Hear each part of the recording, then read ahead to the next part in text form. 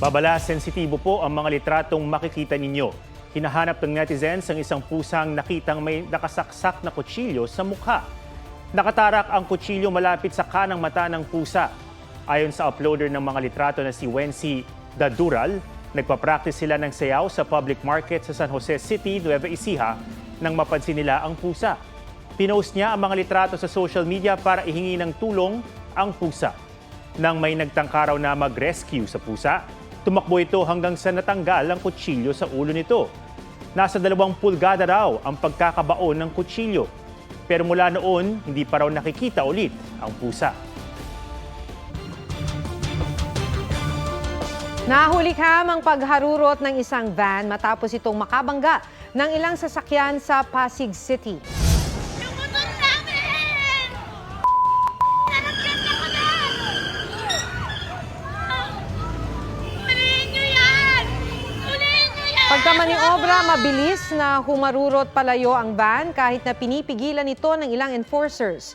Bago nito nakita sa CCTV na halos magkabanggaan ng van at isang motorsiklo. Nagkasagutan ng 2 driver hanggang sa tuluyang binundol ng van ang motor. Pinagsusuntok naman ng rider ang bintana ng van at hinampas niya ng helmet. Tumakas ang van pero nabangga pa nito ang ilang sasakyan. Para makatakas, umatras ito at nakaladkad ang motor ng nakaalitan niyang rider saka mabilis na humarurot. Posibleng sampahan ng reklamong malicious mischief at physical injury ang driver ng van. Bianca Umali, sinagot kung may selosan bang nagaganap ngayong katambal ni Ruru Madrid ang sexy star na si Angelica sa Black Rider. Meron na kaming sistema in the relationship na we will really put an effort into being transparent and honest with each other. Marian Rivera at Alden Richards, waging Actress and Actor of the Year sa 5th Village People Choice Awards. Iba pang kapuso, kinilala rin. Habang ang GMA nakuha naman ang TV Station of the Year Award. Sour album ng Phil-Am singer na si Olivia Rodrigo, most streamed album by a female artist sa Spotify. Blackpink, kauna-unahang K-pop female group na nakakuha ng Brit Gold Certification for Album sa United Kingdom para sa The Album. At June ng 17, may fanboy moment with Rihanna. Nelson Canlas nagbabalita para sa GMA Integrated News.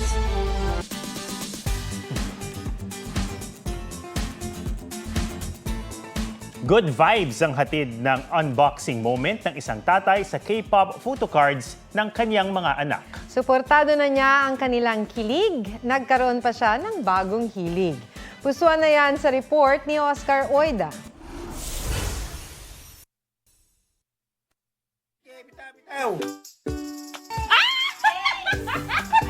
Ano gagawin mo yan?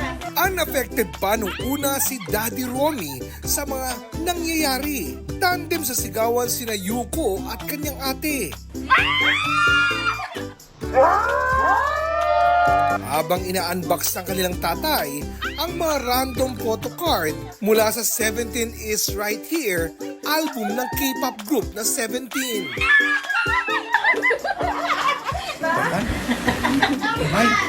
Ang tilian ng magkapatid na certified karat nagpasakit daw sa tenga ni Daddy Romy. Kwento ni Yuko, for fun lang talaga na isama sa video ang kanilang tatay. Ang riot na pag-unbox, umabot ng milyon-milyong views sa TikTok. Pero di nila inakalang mahiswerte ang kamay nito dahil napauwi niya ang mga miyembrong nasa bias line nila. Hindi kasi napipili ang mga photocard na pwedeng makuha sa album. Adju!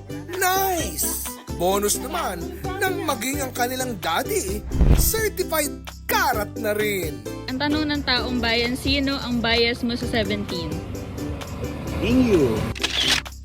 Oscar Oida, nagbabalita para sa GMA Integrated News.